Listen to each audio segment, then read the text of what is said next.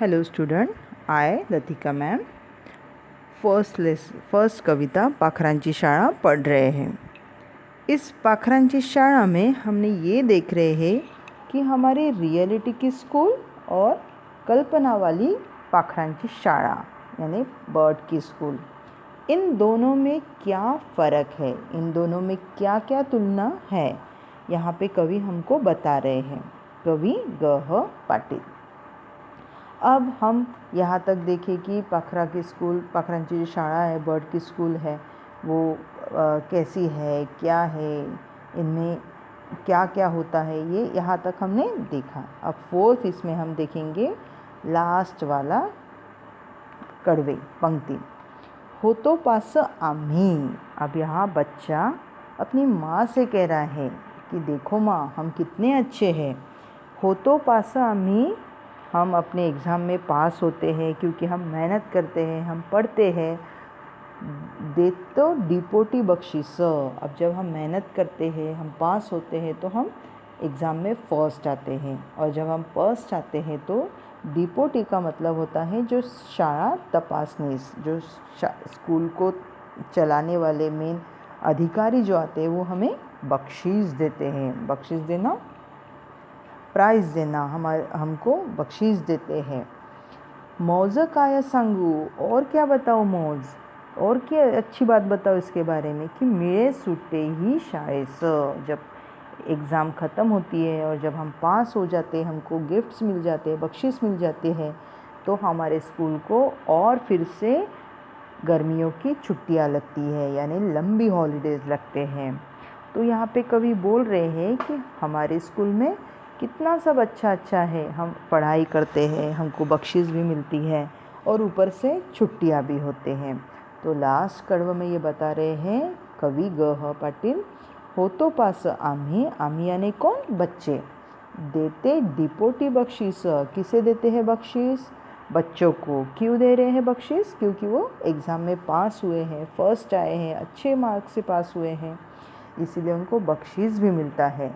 मौज काय सांगू, और कितना इसके बारे में, हमारे स्कूल के बारे में बताओ कि मिळे सुट्टी ही शाळेस, और हमें हमारे स्कूल को और छुट्टियां लग जाती हैं, हॉलीडेज़। लेकिन पक्षियों को क्या होता है, साल भर स्कूल आना पड़ता है, साल भर उनको पढ़ना पड़ता है, साल भर उनको कुछ ऐसा नहीं रहता कि आज छुट्टियां हैं, ये हैं। तो इसीलिए हमारी स्कूल बहुत अच्छी है, ऐसा कवि हमें बता रहे हैं।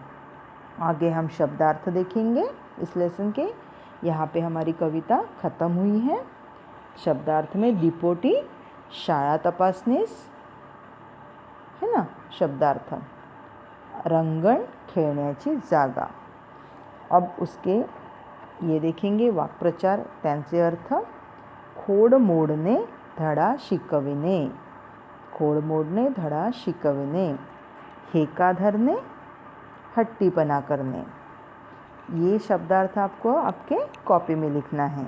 सबसे पहले आपने हेडिंग दिया, हेडिंग देने के बाद पूरी पोयम लिखी, कविता लिहिली, कविता लिहिल्याच्या नंतर ये जो शब्दार्थ है आपके बुक में वो आपको कॉपी में लिखना है।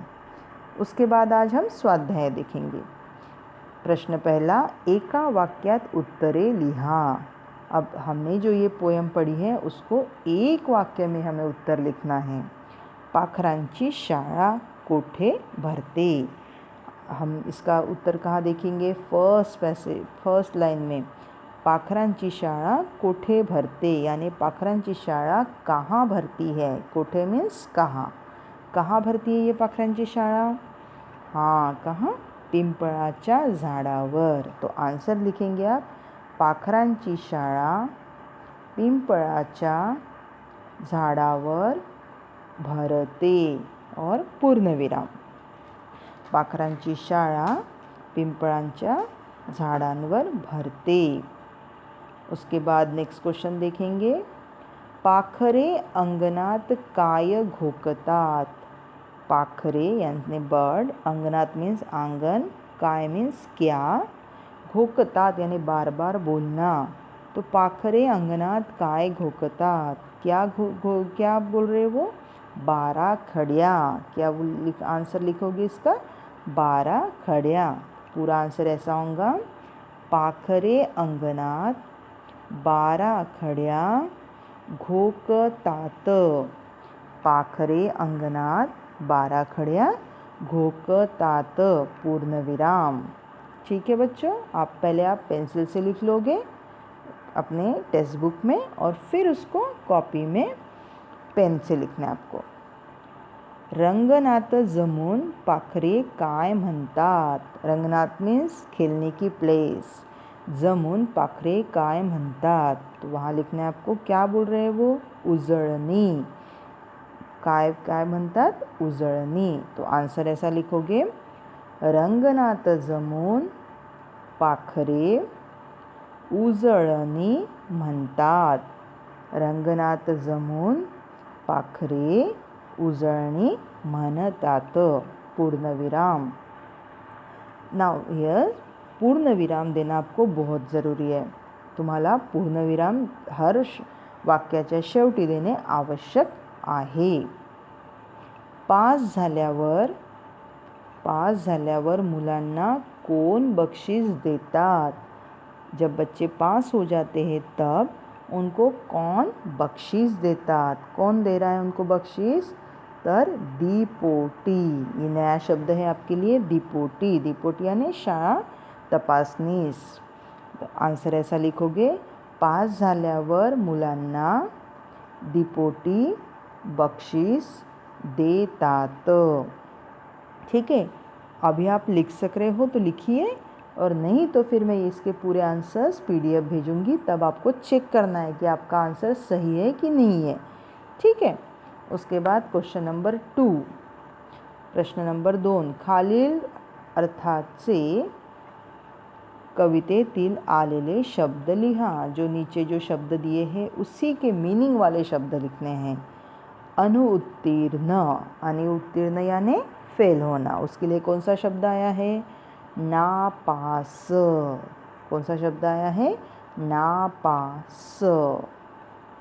गोंधळ. गोंधळ यानी शोर. शोर के लिए कौन सा शब्द आया है? गोंगाट. क्या लिखोगे आप? गोंगाट. मजा. मजा यानी एंजॉय. तो मजा के लिए शब्द आया है मौज. क्या शब्द है? मौज. हट्ट. हट्ट है हेका. हट्ट यानी हेका. हट्ट यानी जिद करना कोई भी बात का. नाउ उसके बाद है नेक्स्ट क्वेश्चन, कवितेतील ओळी पूर्ण करा. कवितेतील ओळी, अभी यहाँ पे जो कविता है उसमें से देख के आपको ये लाइंस पूरी करनी है. कवितेतील ओळी पूर्ण करा. अब कविता है उतरते ऊन. क्या लिखोगे आप यहाँ पे? उतरते ऊन.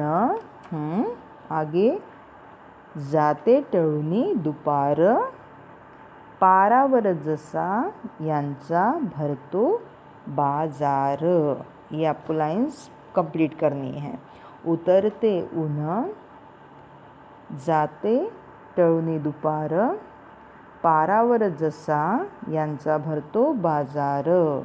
नेक्स्ट लाइन है, पावसाळ्यातही शाळा आमुची न गळे, गळ की ग शाळा यांची भिजती सगळे. ये हमने क्वेश्चन नंबर 3 जो है वो सिर्फ आपको टेक्स्ट बुक में सॉल्व करना है, क्योंकि हमने ये पोयम पूरी कॉपी में लिख चुके हैं.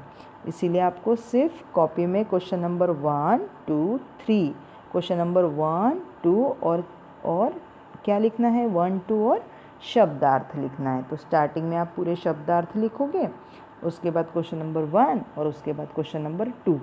क्वेश्चन नंबर 3 आपको सिर्फ टेक्स्ट बुक में सॉल्व करना है. ठीक है, आशा करती हूँ यहाँ तक आप हमारे क्वेश्चन, आंसर और पोयम आपको समझ में आई होगी. ठीक आहे, तुम्हाला क्वेश्चन आन्सर सुंदर अक्षरात कॉपीमध्ये लिहायचे आहेत आणि लिहिताना चुका नहीं करायच्या आहे. त्यामुळेच आपण पहले टेक्स्ट बुक में लिखनार. इसीलिए हम सबसे पहले टेक्स्ट बुक में लिखते हैं पेंसिल से, और उसके बाद पेन से अपनी कॉपी में लिखोगे. ठीक है बच्चों, चलो धन्यवाद.